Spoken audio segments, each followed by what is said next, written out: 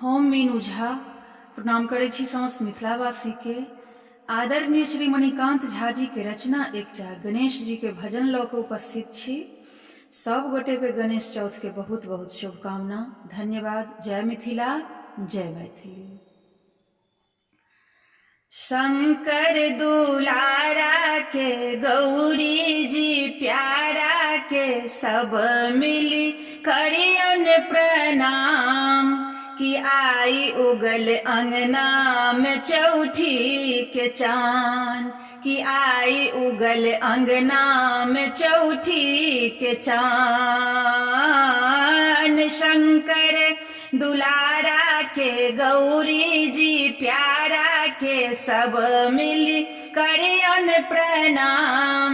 कि आई उगल अंगना में चौठी के चाँद, कि आई उगल अंगना में चौठी के चाँद। मस्तक सिंदूर शोभे गले रुद्रमाला, लड्डू के भोग लागे नेत्र विशाला।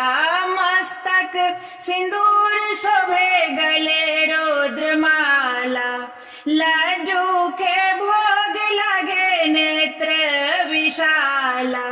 मूसक सवारी छन पेटो बखारी छन जाने से सकल जहान। कि आई उगल अंगना में चौठी के चाँद, कि आई उगल अंगना में चौठी के चाँद। शंकर दुलारा के रिधियो सिद्धि संगे रहे छन, शुभ अलाभ दुनु अंगे शोभै छन। रिधि ओ सिद्धि संगे रहे छन, शुभ अलाभ दुनु अंगे शोभै छन। देवक नायक के सिद्धि विनायक के सब सो हो पहिने सम्मान। कि आई उगल अंगना में चौठी के चाँद, कि आई उगल अंगना में चौठी के चाँद। शंकर दुलारा के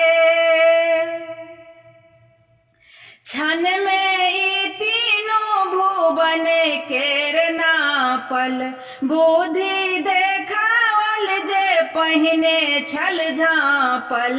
छन में ई तीनों भुवन केर नापल, बुद्धि देखावल जे पहिने छल झाँपल।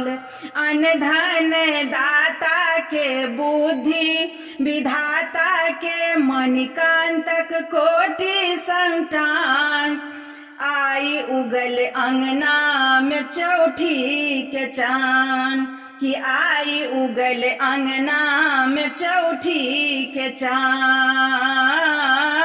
शंकर दुलारा के गौरी जी प्यारा के सब मिली करियन प्रणाम। कि आई उगल अंगना में चौठी के चाँद, कि आई उगल अंगना में चौठी के चाँद।